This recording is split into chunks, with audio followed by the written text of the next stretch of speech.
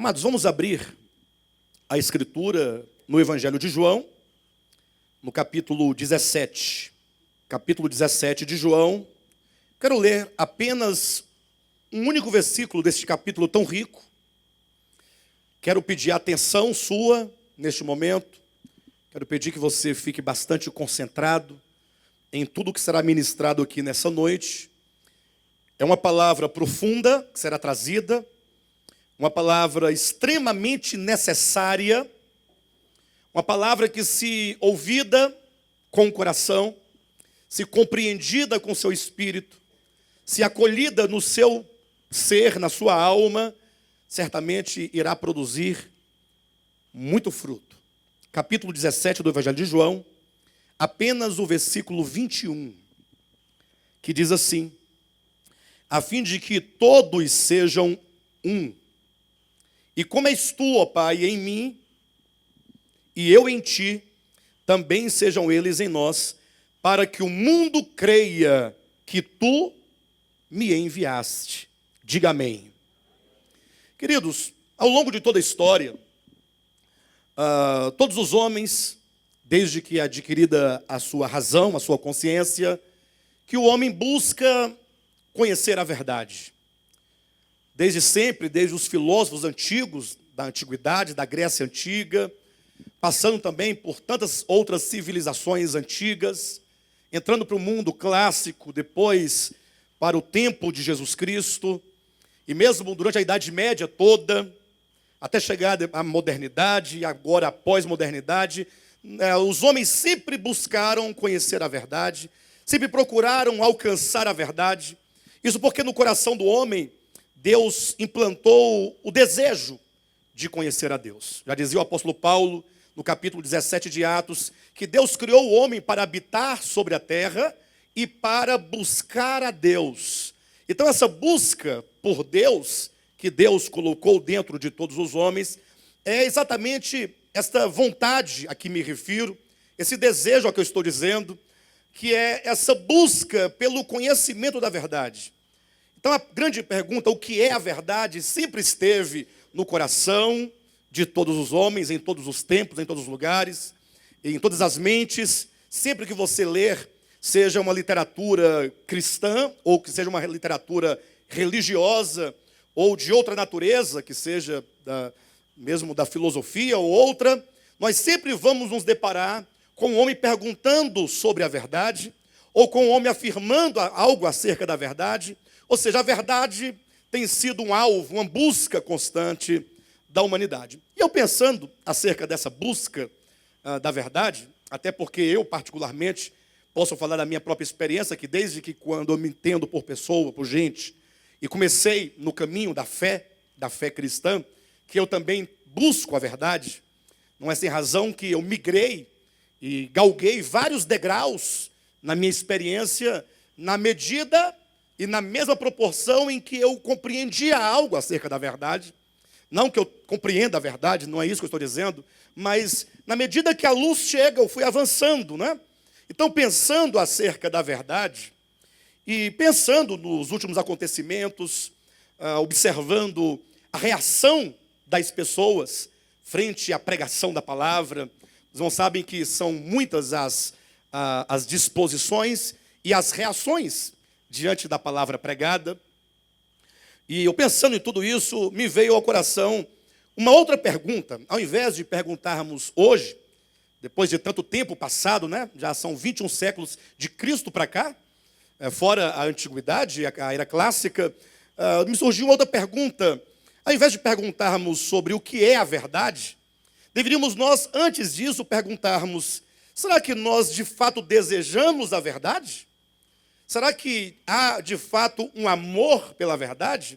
Ou qual é a motivação que está nos homens na busca pela verdade? E essa pergunta, ela não é uma pergunta óbvia, porque alguém poderia falar: não, pastor, mas isso é muito óbvio, eu acredito que todos amem a verdade. A questão é que o homem busca tanto a verdade, quer tanto a verdade, diz buscar tanto ela, que quando começa a se deparar com os raios da luz, muitos recuam diante daquilo que estão vendo. Não sei quantos já ouviram aqui falar acerca de uma alegoria. chamada A Alegoria da Caverna. É um texto profano, digo profano porque não é bíblico, não é da Bíblia Sagrada e de nenhum livro sagrado, mas faz parte da filosofia grega, platônica. Mas é um texto que ilustra não somente a condição do homem, numa condição de treva, de ignorância, mas, sobretudo, a resistência que o homem tem a conhecer algo que até então ele não conhece. A alegoria fala mais ou menos de um grupo de pessoas que estava dentro de uma caverna. É como se tivessem nascidas lá, nasceram lá, cresceram lá, e tudo o que elas conheciam era a penumbra dentro da caverna. Isso porque é como se houvesse um muro de separação, e atrás do muro era como se tivesse uma fogueira acesa. E, portanto, a fogueira, a luz do fogo, né, não é suficiente para resplandecer e clarear, mas faz aquela semiluz. E as pessoas estavam ali do outro lado do muro, amarradas, algemadas, e sem poder enxergar, só apenas viam sombras que passavam por causa da luz da fogueira, e como se pessoas passassem de um lado para o outro, carregando vasos sobre a cabeça, mas eles não tinham noção de nenhuma outra verdade, além daquela que eles viam. Para eles que ali estavam, que cresceram e viveram toda a sua vida dentro daquela caverna, toda a verdade se resumia naquele cubículo, daquela caverna, naquele lugar estreito, úmido, mal cheiroso, com aquelas sombras que eles viam. Então eles estavam, embora numa condição desfavorável, mas eles tinham-se por satisfeito por conhecer aquela verdade que eles tinham. Diz a história que um dia um deles conseguiu se desvencilhar das algemas, das cordas que o atavam, né? E então ele começou um processo de se levantar. Pense, uma pessoa sentada, amarrada, durante sua vida toda. Como deve ser dolorido esse processo de se levantar e de começar a caminhar, mesmo dentro da caverna. O processo do conhecimento, poderíamos dizer, o processo da revelação, é um processo doloroso, porque vai exigir coisas de você que você até então não tinha experiência. Então começa ali um processo mesmo de dores e de incômodo. E tudo que a pessoa quer no primeiro momento é se manter onde estava, está bom demais. Já estamos aqui há tanto tempo, por que mudar a nossa realidade? Mas aquela pessoa foi vencendo e foi lutando contra as câimbras, contra a paralisia, né? Ou que seja, contra a atrofia, e foi conseguindo vencer, e foi caminhando, e de tanto caminhar começou a ver no finalzinho, porque já havia caminhado um pouco, uma luz que ele não sabia que existia, e ele foi em busca daquela luz. Quando ele chega, ele se depara com a boca da caverna, com a saída, e aí logo os raios do sol batem no seu rosto e nos seus olhos. O que acontece imediatamente? Ofusca. Então ele quer voltar agora, porque ao invés de ele ver com a luz cega. A luz muitas vezes cega. A luz muitas vezes tira a visão, aquela visão que você considerava que fosse a visão. Mas este é o papel da luz, cegar, primeiramente, para tirar a sua luz anterior, que era apenas uma luz artificial, uma luz não natural, uma luz forjada, que gerava apenas uma certa penumbra e, portanto, um não conhecimento da verdade. Só que essa pessoa insiste. Essa insistência, porque há uma busca, a leva a encarar e a lutar contra a luz do sol, até que aos poucos vai se acostumando. Quando ele sai, ele vê um mundo maravilhoso. Riachos, pássaros, animais, o verde, as flores. Esse mundo lindo, tão bonito aqui fora. Aí ele fica agora deslumbrado com tal visão. E agora então ele quer conhecer, só que ele se lembra que os seus irmãos estão lá dentro da caverna. Aí ele se lembra que ele tem que voltar.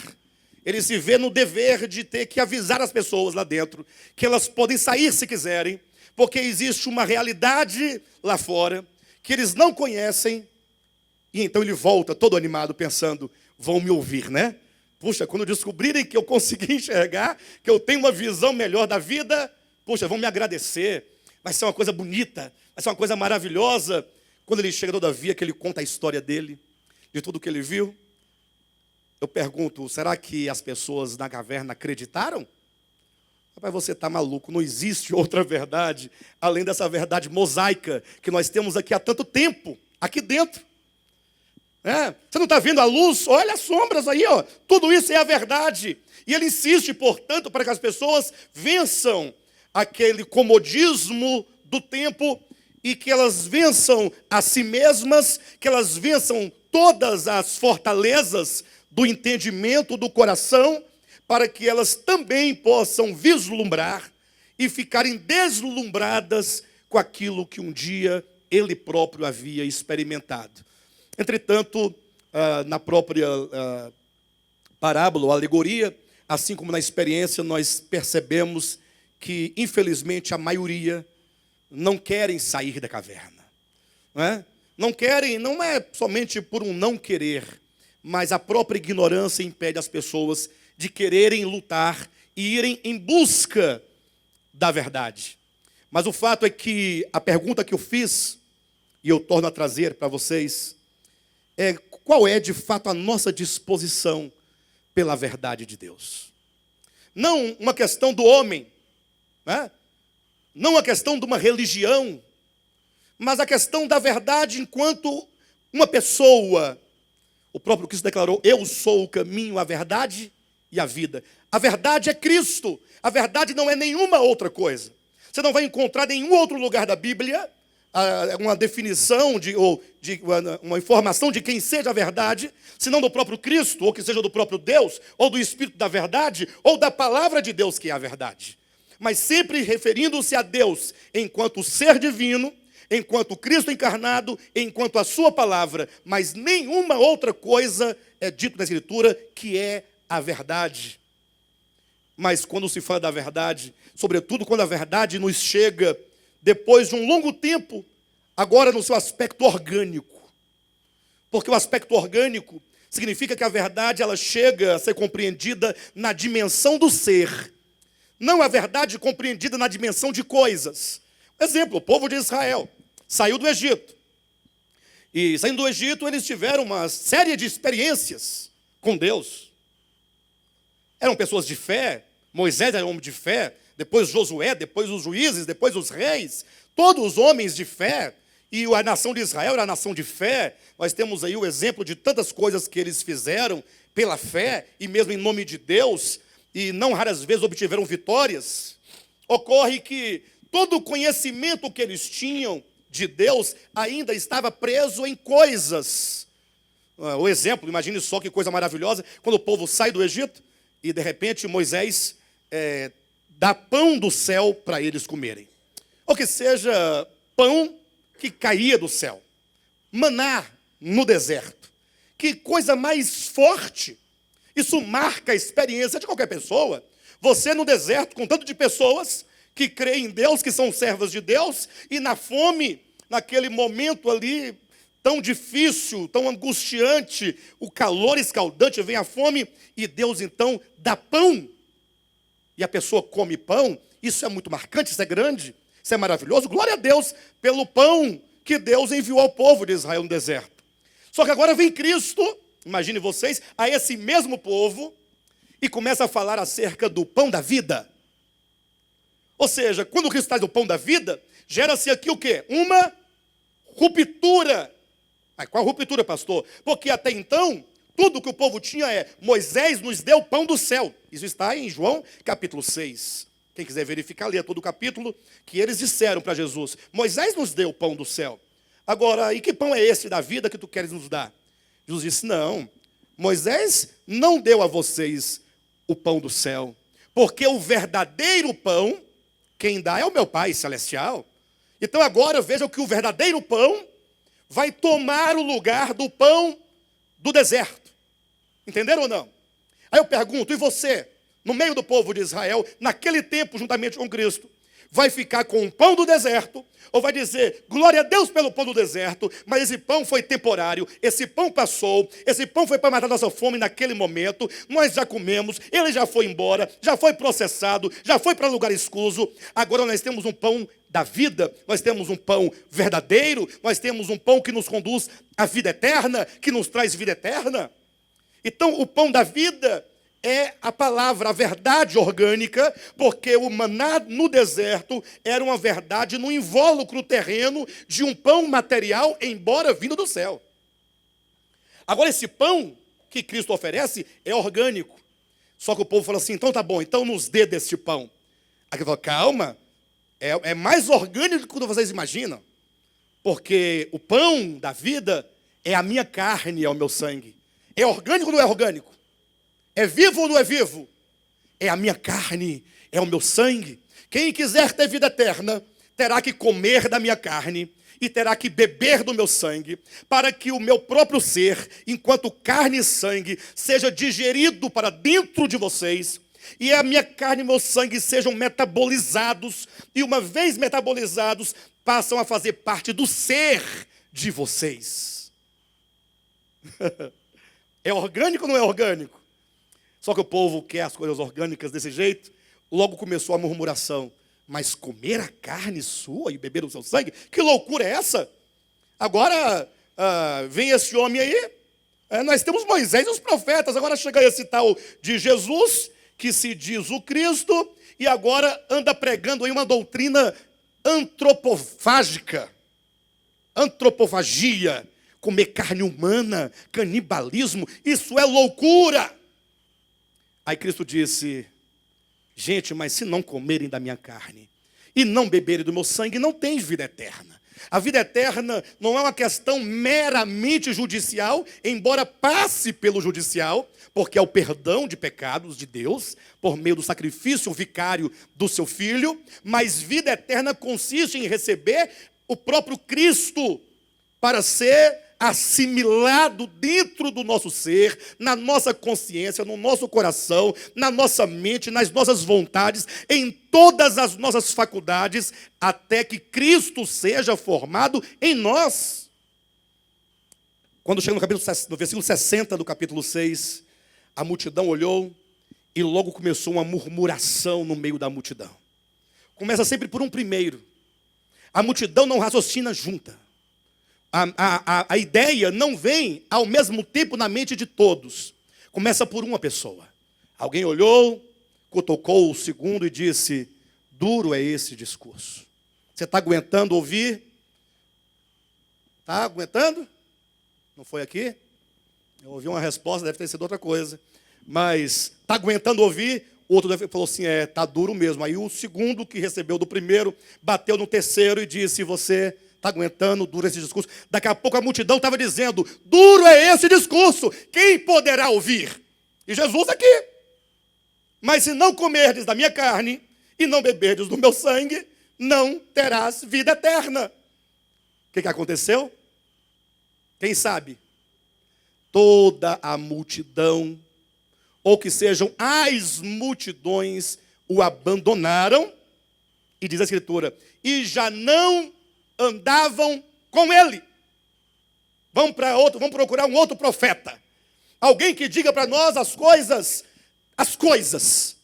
Nada de orgânico, porque prefiro muito mais o maná. O maná é simples, o maná, ele vem lá, você pega, você come, é coisa da vida, é natural. Embora milagroso, mas o milagre é o chegar até aqui. Mas uma vez que chegou, as pessoas agora o tinham como pão. Pão é pão. Levavam para casa, colocavam dentro lá das bacias e guardavam e comiam. Ficou Jesus e somente 12. Dentre eles ainda tinha um dos 12, que era Judas, né? Aí Jesus ficou com os 12. Aí Jesus, vocês lembram do texto? Ficou amarelo.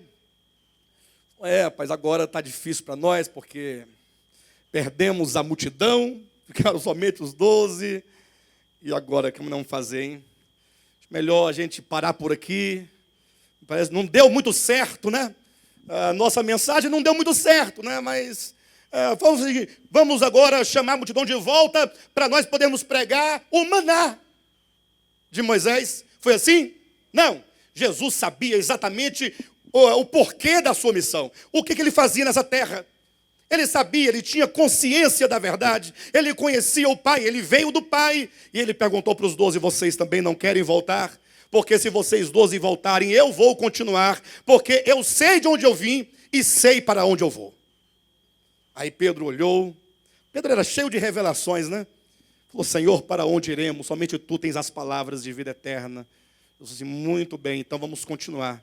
Mas só um detalhe para que vocês não fiquem ainda, né? Não vos chamei eu em número de 12? Deixa eu ver, 1, 2, 12. Pois saiba que, embora tenhamos ficado apenas 12, éramos multidões, mas ainda assim, dos 12, tem um que é diabo. Em outras palavras, tem mais um que vai sair. Tem mais um que não vai suportar. O próprio Cristo passou por essa questão da verdade, sendo ele a verdade encarnada, pregando ele acerca dessa verdade orgânica, que é ele próprio, enquanto vida eterna para o mundo. Ele teve que passar pelo dissabor de ser abandonado. Ele é o Cristo de Deus. Se ele, como ele disse posteriormente para os seus discípulos, se eu, sendo o Senhor e Mestre, estou passando por esse sofrimento, vocês são diferentes do seu Senhor e do seu Mestre? Respondam. Então, quando se fala da verdade, sempre vai haver. Embora depois, no futuro, depois que Cristo morre, a sua mensagem ganhou o mundo. Mas não ganhou o mundo no seu tempo. Paulo foi um homem brilhante no seu tempo. Mas sua mensagem ganhou o mundo depois da sua morte. Deus tem dessas coisas para que a palavra seja glorificada e não os homens sejam glorificados. Embora o Cristo de Deus tivesse tudo para ser glorificado enquanto homem, mas enquanto homem na terra, ele veio glorificar o Pai. Por isso que ele não atraía para si a glória. Depois de sua morte e ressurreição, tendo ele enviado o Espírito da verdade, aí sim, o Espírito da verdade veio testemunhar de Cristo e fazê-lo glorioso. Por isso que o nome de Cristo se expande por toda a terra, depois de sua morte e de sua ressurreição.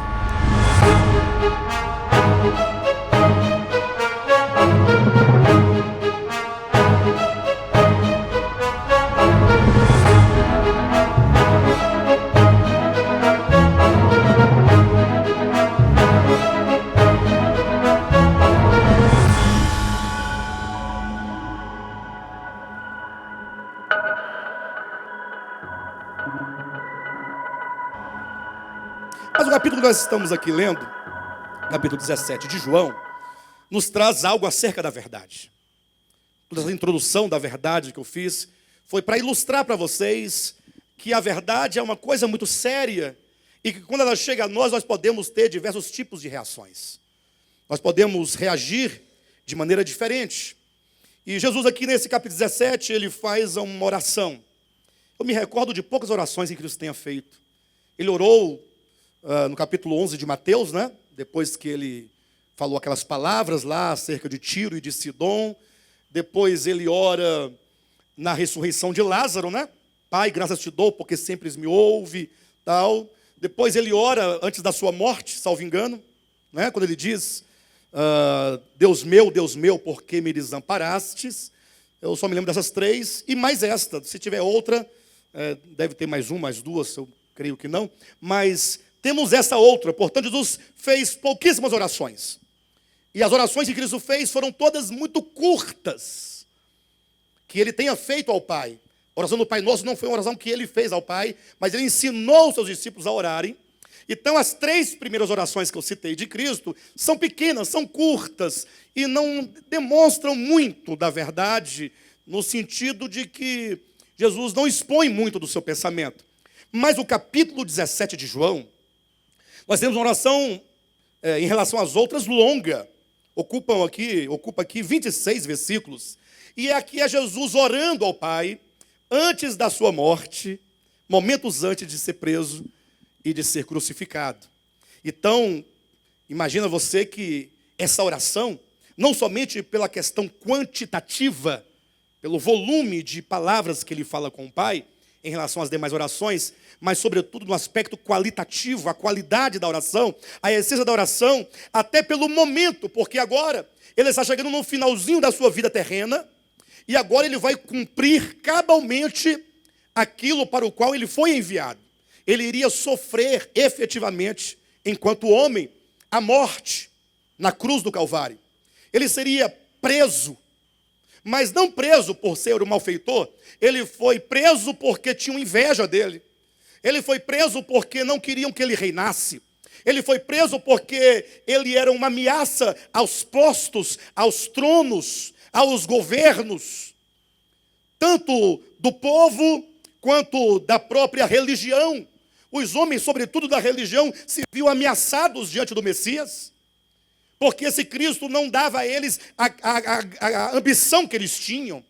Eles eram homens ambiciosos e gananciosos, e Cristo veio destruindo todo aquele reino diabólico da religião, aquela ganância, aquele egoísmo, aquela avareza. Jesus destruiu tudo, pregando somente o reino do Pai. Então esse momento é o momento mais dramático da vida de Cristo, e portanto é o momento em que nós o vemos conversando com o Pai. Então eu imagino que um diálogo do Filho com o Pai, do Cristo de Deus com o Pai, neste momento tão dramático e tão maravilhoso ao mesmo tempo,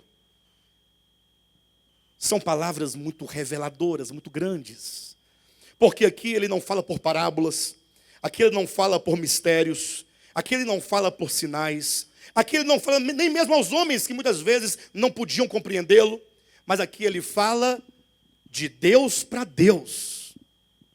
E se eu fosse ministrar essa oração, nós poderíamos fazer aqui 4 conferências, só dentro desse texto aqui.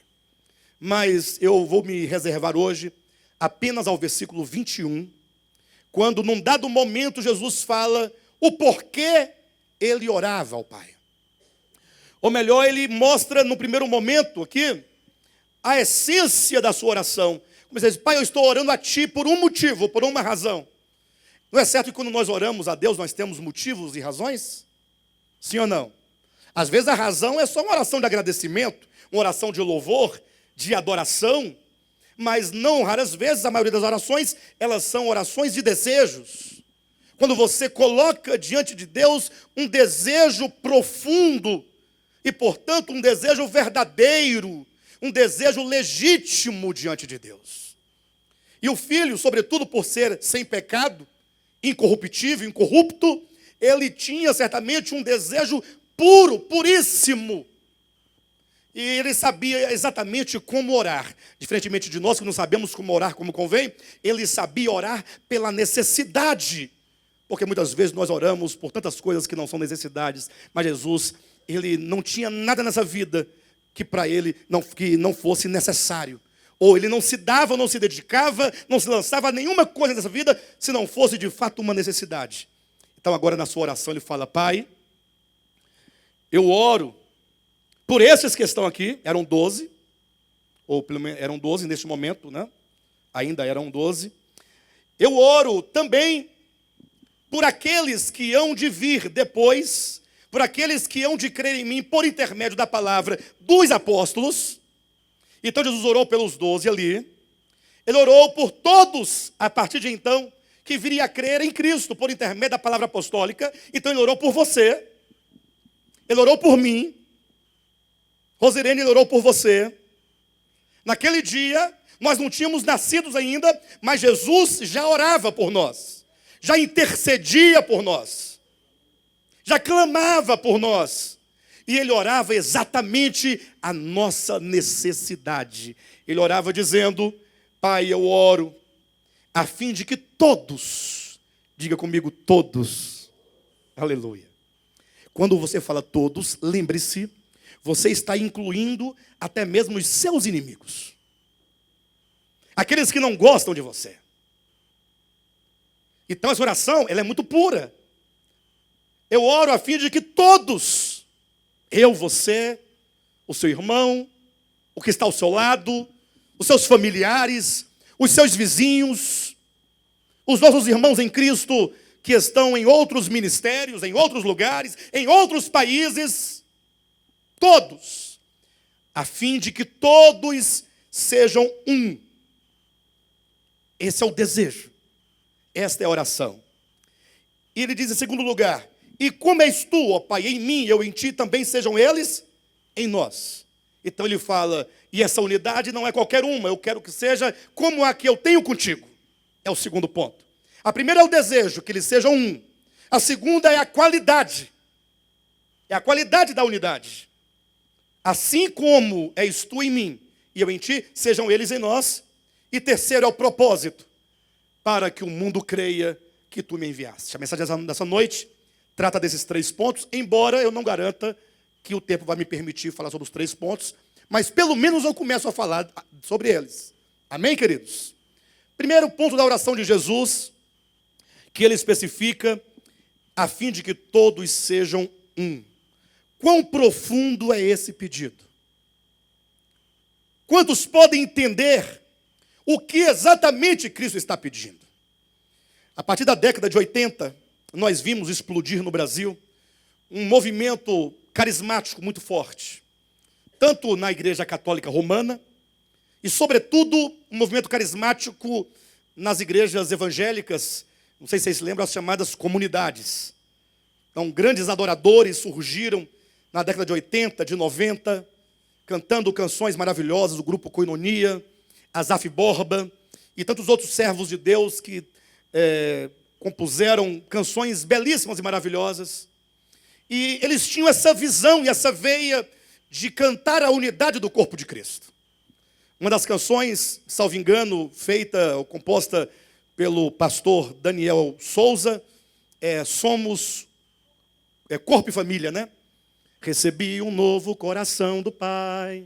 Lembra dessa canção? Coração regenerado, coração transformado. Aí o refrão fala, somos corpo. E assim bem ajustado, totalmente ligados, unidos, vivendo em amor. Então, na década de 80 e de 90, dali para frente, houve esse movimento. Então, foi dada muita ênfase à questão da unidade, do corpo de Cristo, dos irmãos.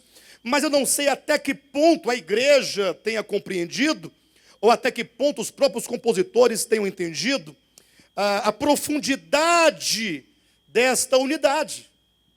Porque unidade não é simplesmente a unidade que nós temos uns com os outros durante o culto. Não é que nós tenhamos um momento afável e amável e comum, cantando juntos, dando as mãos, abraçando os outros, sai do seu lugar, abraça o seu irmão, não tem essa questão? É uma questão boa, não é? Saudável, é gostosa, quebra o gelo, nos introduz, nos faz mais quebrantados, mas existe algo nessa mensagem de Cristo muito mais forte, mais profunda. Porque se é uma oração, e sobretudo é uma oração intercessória, é uma oração de um pedido, olha que o Cristo de Deus está pedindo, Pai, eu estou orando a Ti, atenda a minha oração. Poderia ter dito, eu estou orando em meu nome, né? Mas eu oro, Pai, eu peço a Ti, para que eles sejam um. Ora, se é um desejo de Cristo, então é porque é uma necessidade. Ele orava por algo que não havia, porque ninguém tem desejo de algo que já tem. Só pode desejar aquilo que ainda não existe. Então, quando Cristo dizia, Pai, eu oro para que eles sejam um, é como que ele dissesse, como se num desdobramento, Pai, olhe para a criação. Pai, lembra quando nós estávamos, o Espírito Eterno, o Pai e eu, a sabedoria divina, o Logos Eterno, o Cristo, a Palavra de Deus, estávamos no princípio, trazendo todas as coisas à existência. Lembra quando o teu haja bradou e ecoou no vazio, e o Espírito que gera foi soprando a vida, e a vida foi gerando todas as coisas? E como que, ao cabo de tudo, ao olhar, o que vimos? Vimos uma criação perfeita. O que nós vimos? Vimos uma criação em perfeita harmonia com o Criador, com Deus. Uma criação que o adorava. Leia Jó capítulo 38, versículo 4 a 7, quando diz que quando Deus estava estabelecendo os fundamentos da terra, passando sobre ela o cordel, estabelecendo as bases, as medidas, colocando ela no prumo, é dito que as estrelas da alva, os anjos, cantavam alegremente a criação do Eterno. Então tudo era muito bom, como está em Gênesis capítulo 2. E viu Deus que tudo era muito bom. Ocorre, porém, que esse símbolo, a palavra símbolo, quer dizer esta unidade. Unidade quer dizer algo, quer dizer que tanto a criação em relação ao Criador e vice-versa estavam em perfeita harmonia de relacionamento. Havia amor, havia serviço, tudo funcionava numa sincronia, tudo funcionava de maneira correta, adequada, até que um dia essa unidade foi quebrada. E a unidade foi quebrada quando uma consciência caída, uma consciência anti-Deus e, consequentemente, uma consciência anticristo entrou no universo, nasceu no universo, nasceu no coração de um primeiro ser. Lembre-se, essas coisas assim sempre nascem a partir de um, mas ela tem uma propensão a se proliferar tão rapidamente como ratos, ou coelhos, ou baratas, para quem quiser. Mas é muito rápido. De sorte que então, quando a consciência caída entrou no primeiro ser, que ele conseguiu ganhar um segundo e um terceiro, daqui a pouco era a terça parte dos anjos, depois já eram os homens da terra, formando uma grande consciência cósmica anti-Deus, anticristo. E eu posso falar anti-Deus e anticristo naquele tempo, porque em Salmo 2 fala que os reis da terra e os príncipes e os povos se levantam contra Deus e contra o seu ungido, portanto é anti-Deus e anti-ungido e, portanto, anticristo, porque Cristo quer dizer ungido. Então, desde o princípio, essa consciência já estava rompendo com o Criador. E ela rompe por uma razão simples, é porque ela quer ser o que não é. Esses seres, eles dizem, eu serei semelhante ao Altíssimo. Eu serei semelhante, não é o desejo de ser semelhante, mas é o desejo de sendo tanto quanto não mais dele precisar. Por isso diz mais, eu elevarei o meu trono acima das estrelas dos céus e serei semelhante. Eu terei o meu trono na extremidade norte.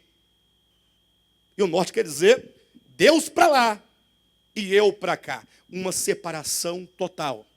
E isso se manifesta nas criaturas caídas. Essa consciência caída se chama tradicionalmente de ego.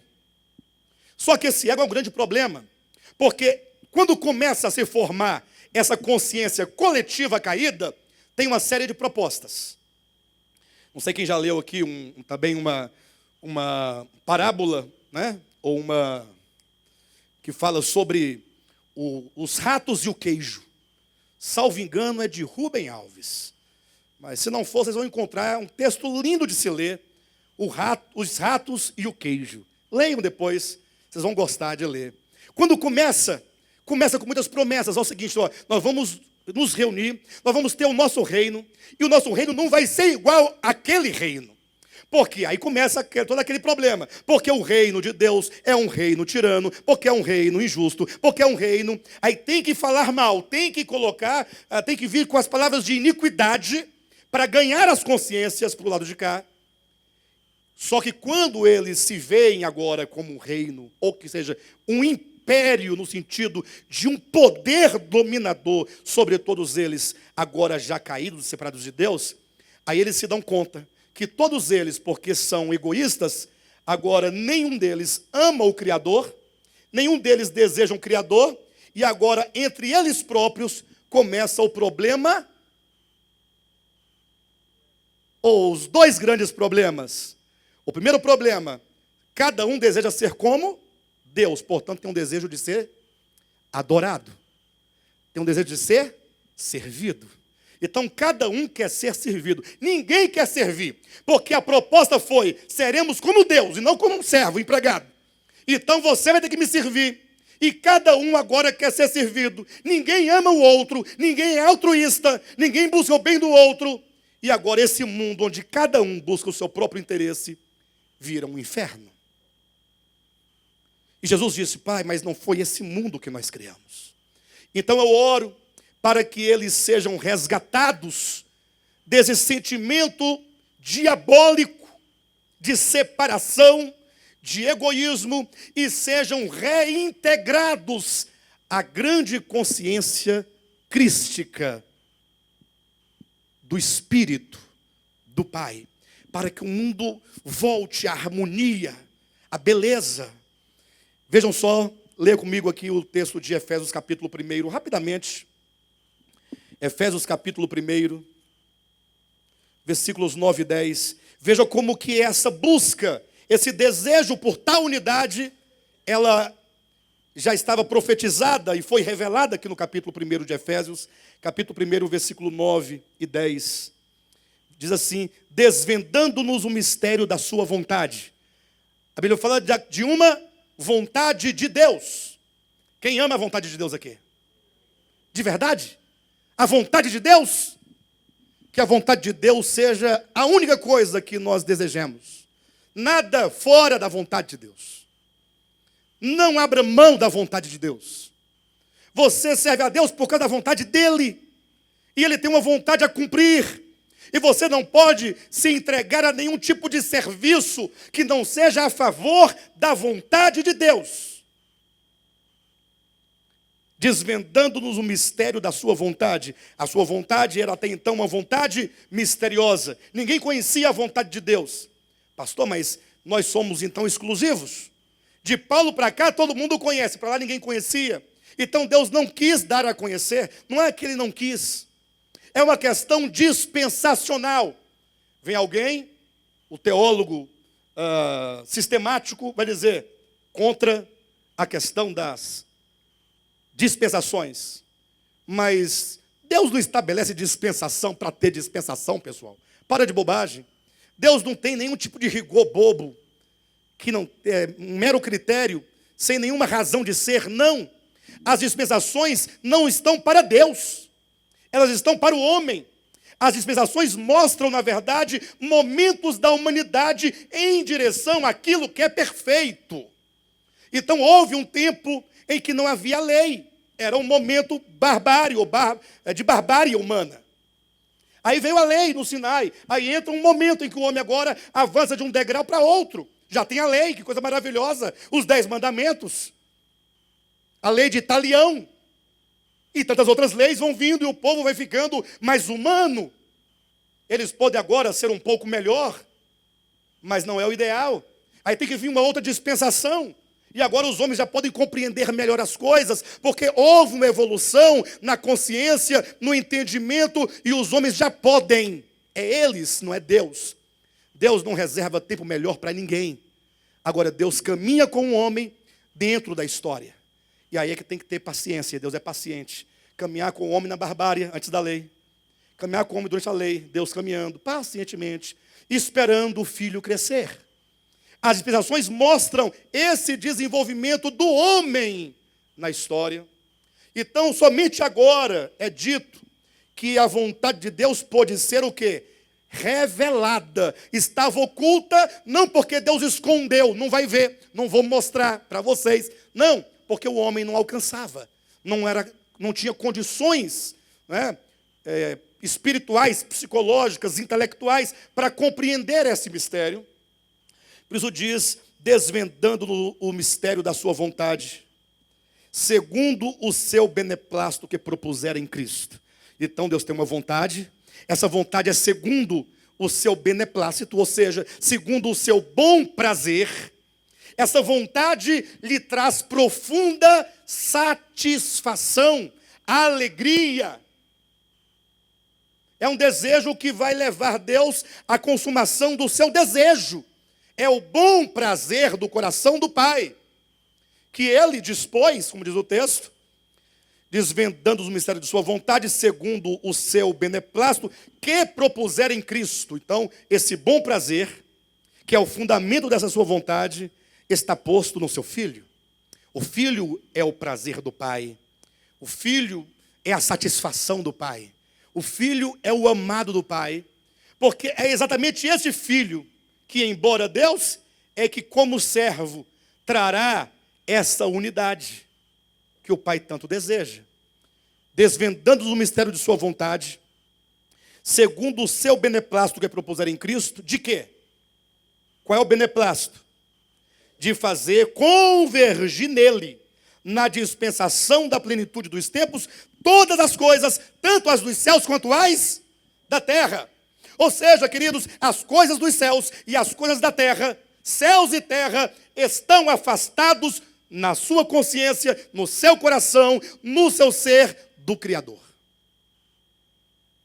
O pecado contaminou não somente a terra, mas também os céus, as seres celestiais, no coração, na consciência, afastados do Criador, com inimizade contra o Criador, que se opõe ao Criador.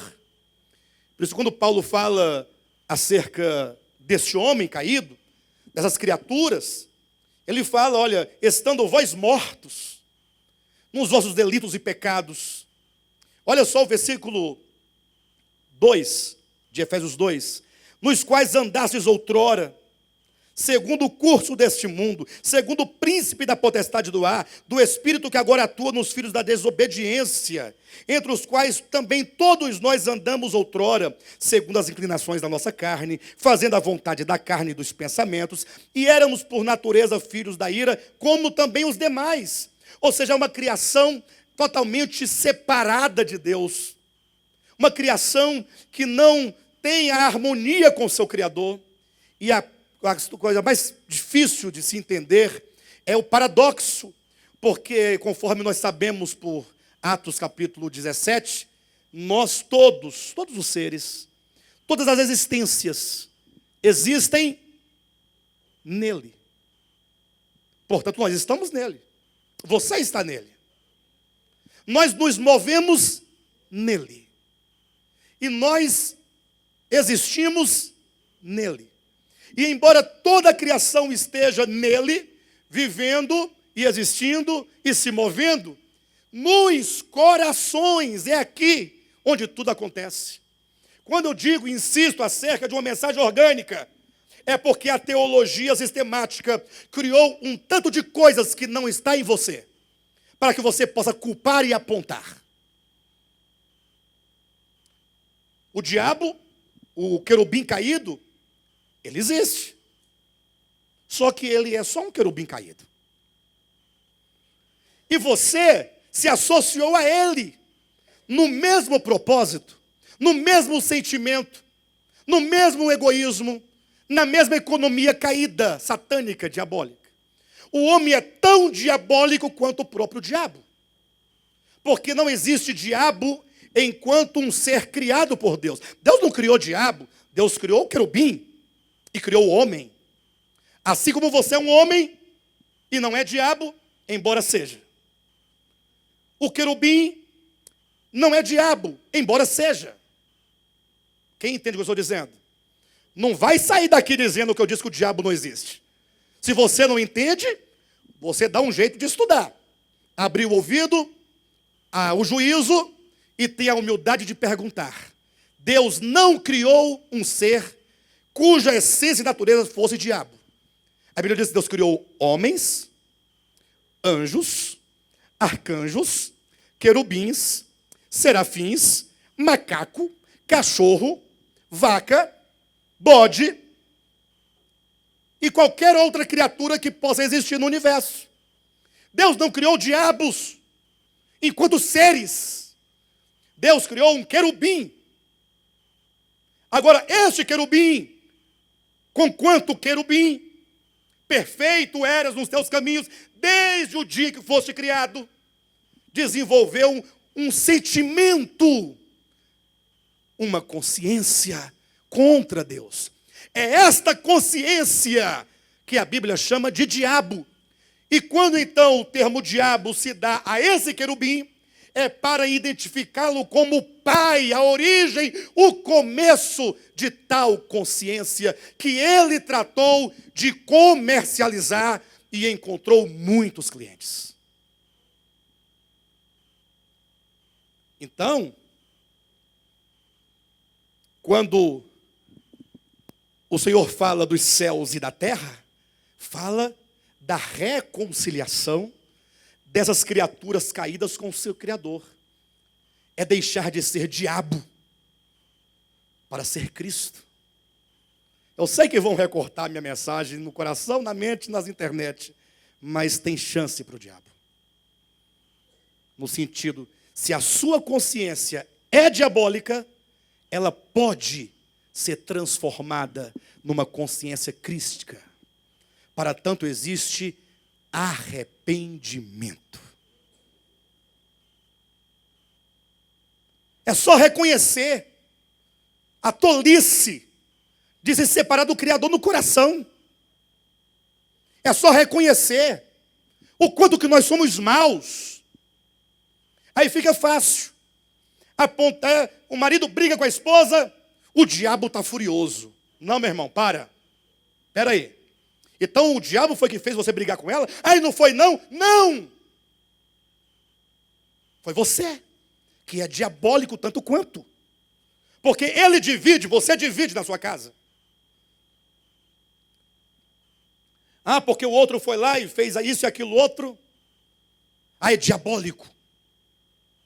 Não. Tudo bem, é verdade. Que todos esses atos são diabólicos. A ira, a contenda, a inveja, a maldade, a nossa carne, enquanto natureza pecaminosa, essa consciência perversa, melhor dizendo, não é? É diabólico. É diabólico. Mas não foi o querubim que foi à sua casa, não. Porque para o querubim poder atentar hoje 7 bilhões de pessoas, teria que ter pelo menos 7 bilhões de Lucifer. Não é nem de Lúcifer, é de Lucifer. Um na casa de cada pessoa. Um do lado de cada um. E não tem, só tem um. E ele não tem tempo para ir na sua casa. Ele está bem representado lá.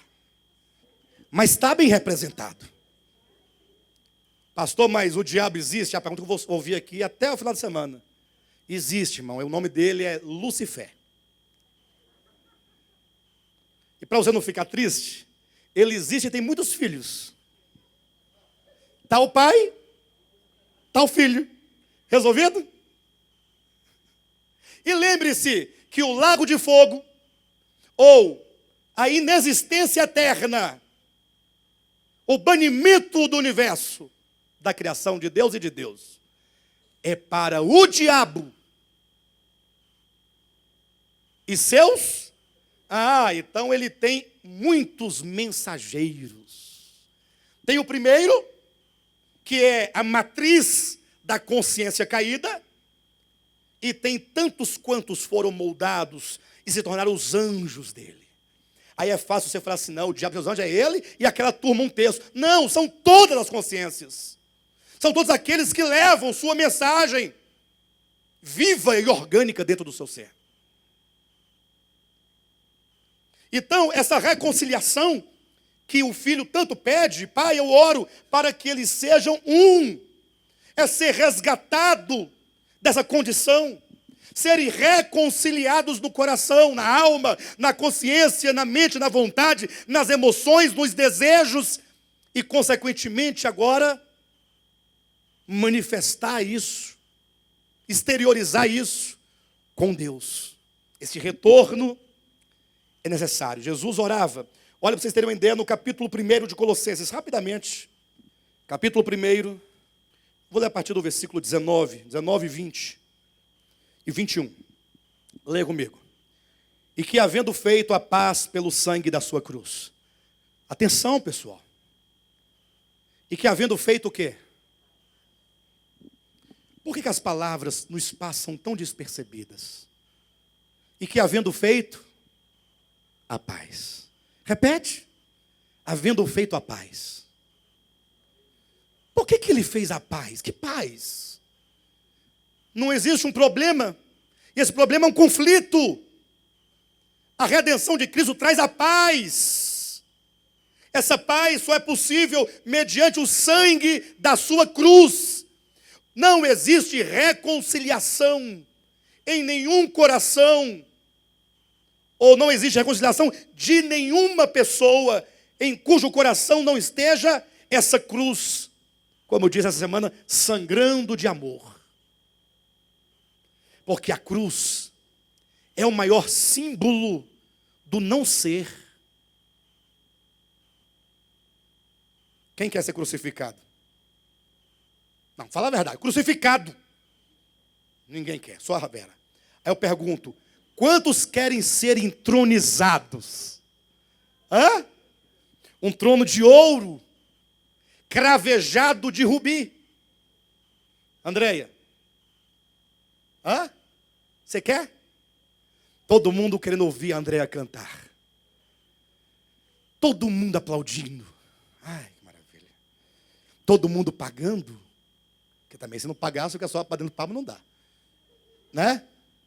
Rosirene, um trono só para você. Quer ser entronizada? Quer ou não quer? Ué, quem é que não quer ser entronizado? Um trono grande.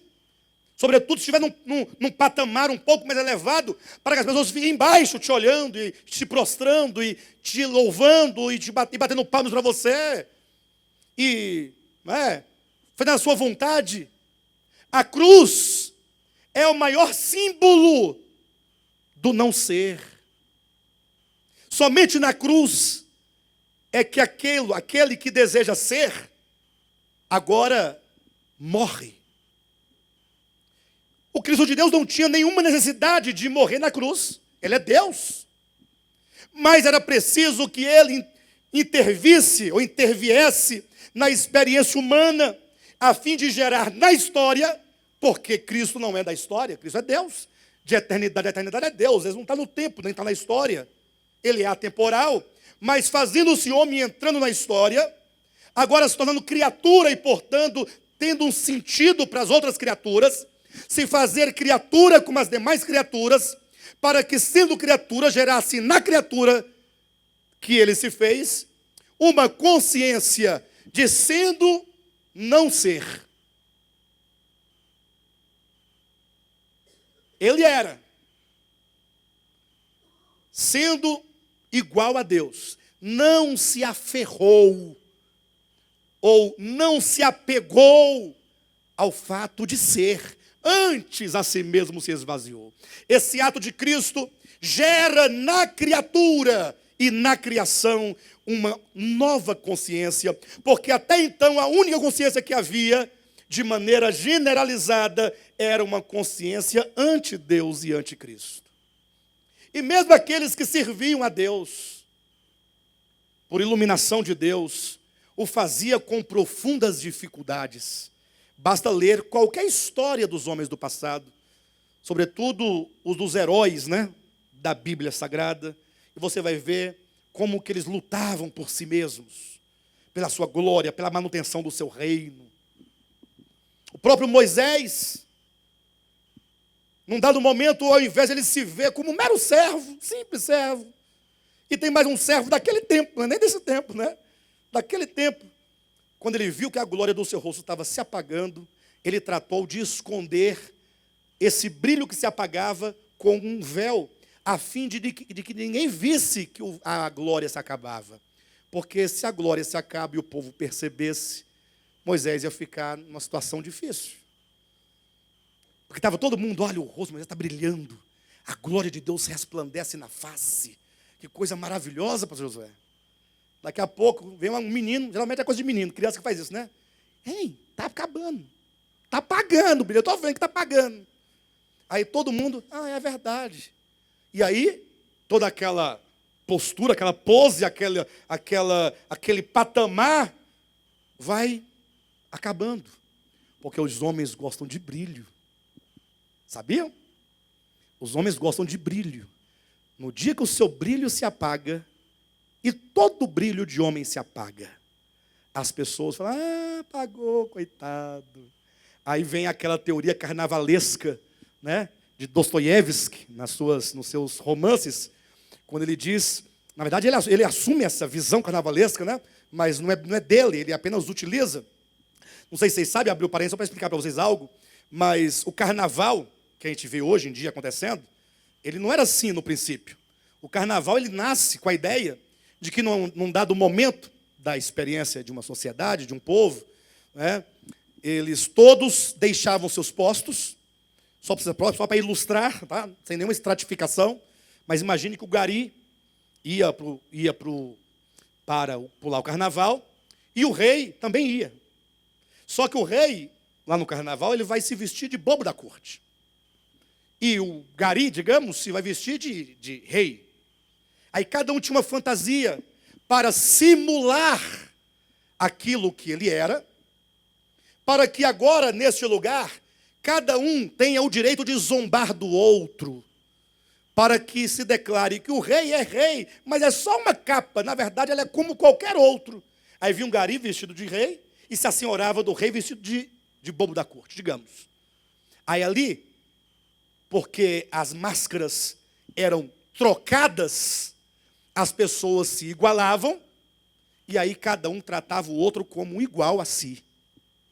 Aí é o momento em que não há mais hipocrisia. Porque quem se curva diante do rei, se curva por obrigação. Nem sempre a quem se curva diante de um rei humano, está dizendo de fato que está se prostrando porque ele é o rei. Mas se prostra porque a circunstância obriga a se prostrar. Por isso que às vezes nós temos que tratar bem o patrão. Mas quando sai da presença dele, a gente fala bem ou mal, a gente fala mal. Você viu? Porque agora sim, a presença dele, nós o vemos como igual. Mas quando chega dentro do escritório, aí elogia, fala baixo, não fala qualquer coisa. Não é? Mas aí a teoria carnavalesca vinha para poder quebrar essa estratificação, né, que os homens criam uns sobre os outros, né? Quando o brilho do rosto estava se apagando, tinha o risco de cair na teoria carnavalesca, tornavam igual, o brilho acabou. E se o brilho acaba, aí quando o brilho acaba, aí todo mundo revela a sua. Quando o brilho acaba, Josué, o povo revela a sua hipocrisia. Porque batiam palma não era para Moisés, é para o brilho. Não tem mais brilho, ficou só Moisés. Ih, perdeu o brilho. Acabou. Já era. Mas essa vontade de querer ser, de ter o brilho, é de todos os homens. Por isso nós queremos um trono e não uma cruz. Mas então, o fato é que Cristo, quando ele vem na história, ele traz essa consciência do não ser. Sendo ele excelso, sendo ele o real e verdadeiro brilho, ele se ocultou numa humanidade. Olha como é que ele está gerando no homem, esse homem Jesus, essa consciência do não ser. Não ser. Por isso que é na cruz que ele vai gerar o quê? A paz. A paz é a reconciliação. Nós lemos às vezes a Escritura e não paramos para refletir. Continuemos a ler. E que havendo feito a paz pelo sangue da sua cruz. E que havendo feito a paz pelo sangue da sua cruz. Não haverá paz, nem reconciliação, em nenhuma pessoa com Deus, em cujo coração não haja esta cruz, que gera paz. Hoje mesmo eu estava vendo as pessoas conversando. Faleceu um travesti, lá em São Paulo, que dedicou a sua vida e os seus recursos que ele ganhava com a vida de prostituições para cuidar de outros travestis, de mendigos, de pobres, de doentes. Imagina a situação. Uma pessoa que ganhava vida como travesti, mas que gastava o que tinha e os recursos e a vida para cuidar dessas pessoas. E faleceu, salvo engano, ontem ou foi hoje.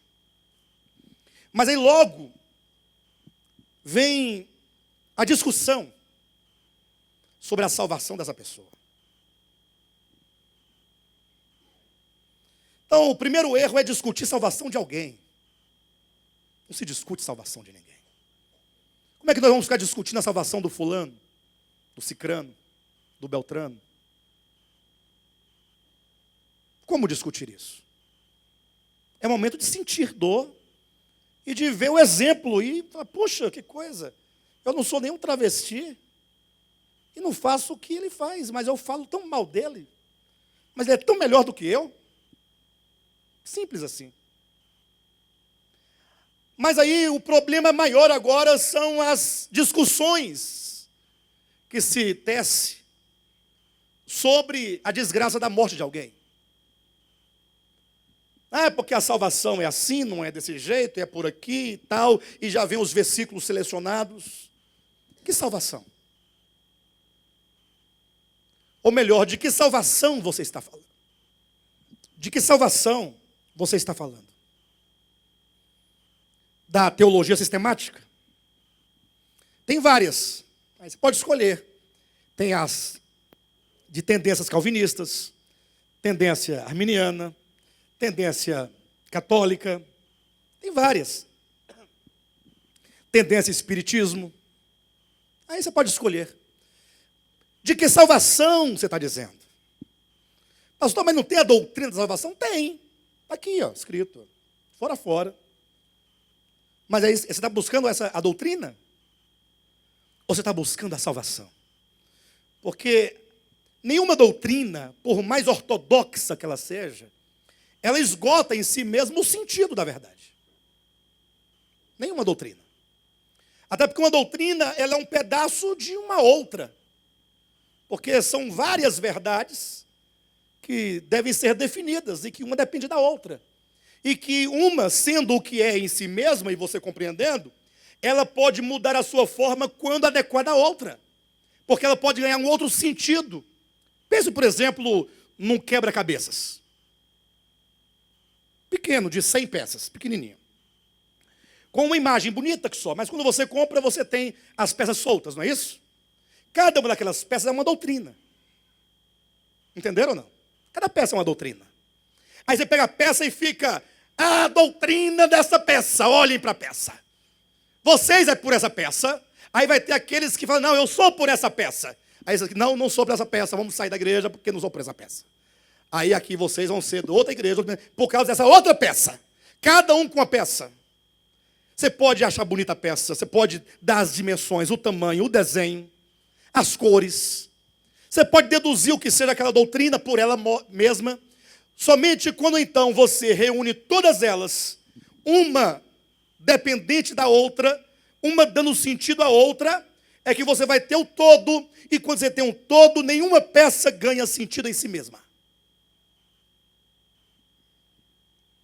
De que salvação estamos falando? A salvação é coisa séria. Se fosse para Deus dar para nós uma salvação da que se prega por aí, simples. Ele mandava, Miguel, vem cá, escreve uma teologia sistemática aí sobre salvação. Pronto, escrevia. Aí assoviava, né? Dá assovia, pessoal, para mim, para a terra, vai lá. Aí, vou orar. Pega aí, ó. Teologia sistemática, estudem e sejam salvos. Não, irmãos, para haver salvação, o verbo se fez carne. Se fez homem. Isso é orgânico.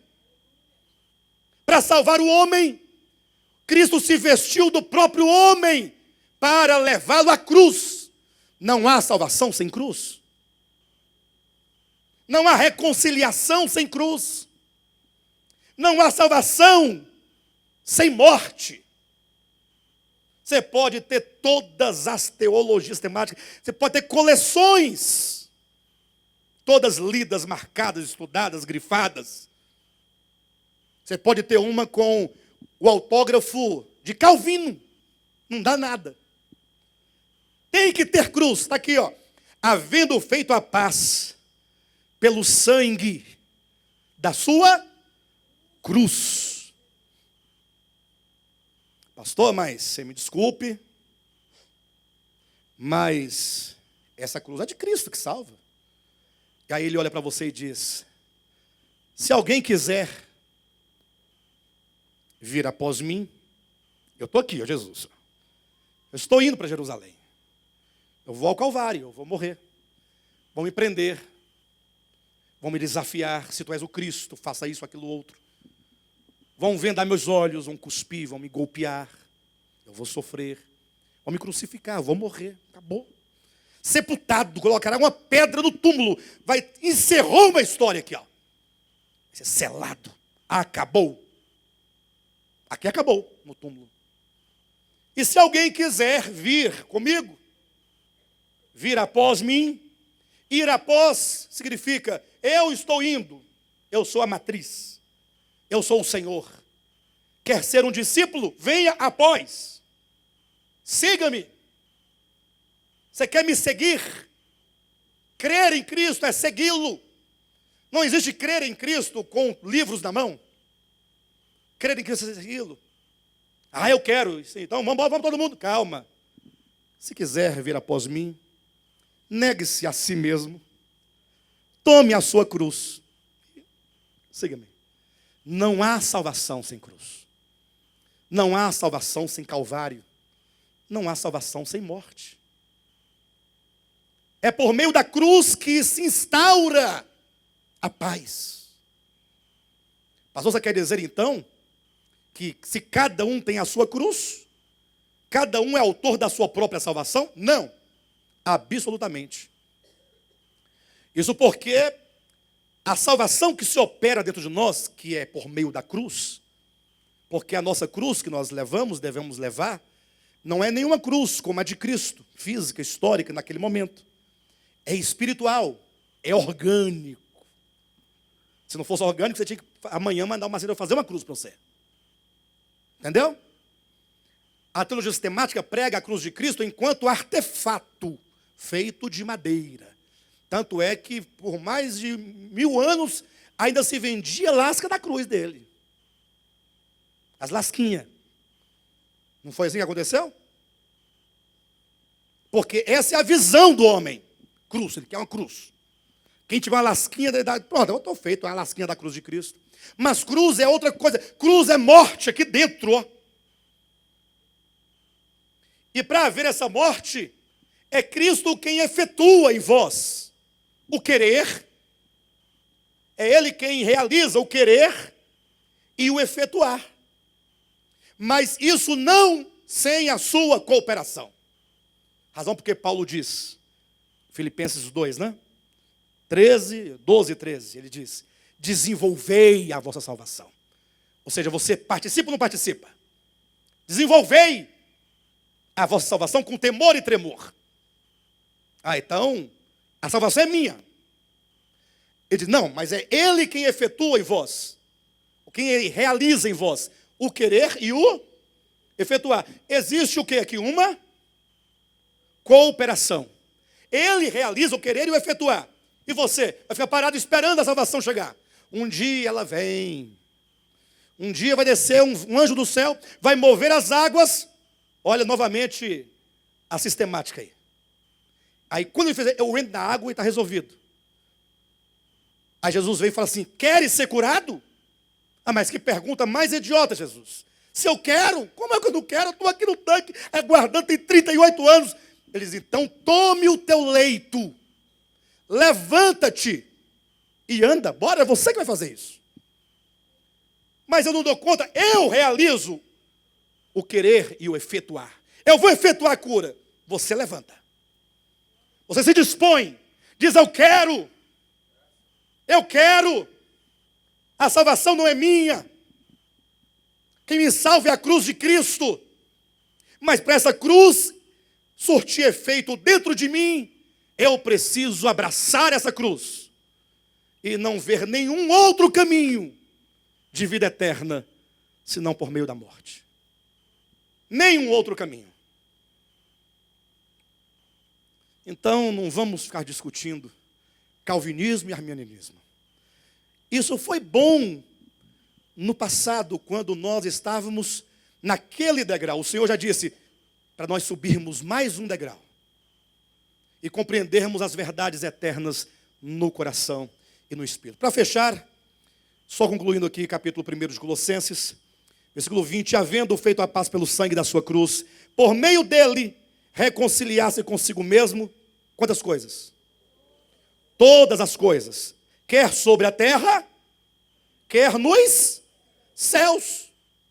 Olha a reconciliação aí. Nos céus e na terra. Era por esta reconciliação E uma vez reconciliado, teríamos de volta o quê? A unidade. É que Jesus orava dizendo, a fim de que todos sejam um, nos céus e na terra, todos convergidos na pessoa de Cristo, nos céus e na terra. E essa conversão, ou convergência, se dá como o oposto do que é no versículo 21. E a vós outros também, que outrora éreis estranhos. Sabe o que é estranho? O que é uma pessoa estranha? Quando você está na rua, andando, você vê muitas pessoas, não vê que você não conhece? Você acha elas estranhas? Fala a verdade, vamos pensar um pouquinho comigo. Você está na rua, no banco, pagando a conta, uma fila de gente, você não conhece ninguém. Pessoas estranhas. Você pensa assim? Não. Agora, se você chegar na sua casa, tiver uma pessoa que você não conhece sentado na sala, opa, uma pessoa estranha na minha casa. Sim ou não? Mais ou menos isso. É essa estranheza que o homem tem para com Deus. Tudo que é Deus, o homem estranha. Sabe por que você está estranhando essa mensagem dessa noite? Sabe por que você está estranhando essa mensagem? É pela estranheza em que nós vivemos em relação a Deus. Tudo nos soa estranho. Diferente. Sei não. E a vós outros outrora éreis estranhos e inimigos no entendimento, pelas vossas obras malignas. Agora, porém, vos reconciliou no corpo de sua carne. Você foi reconciliado aonde?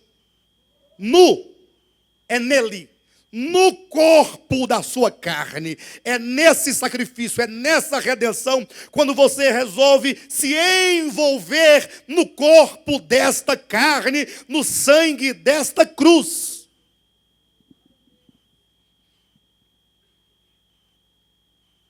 Para apresentar-vos perante ele santos, inculpáveis e irrepreensíveis.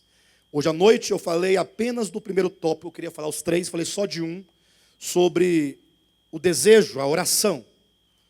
Vou continuar semana que vem falando sobre a qualidade da oração de Cristo e sobre o propósito dessa oração. Amém?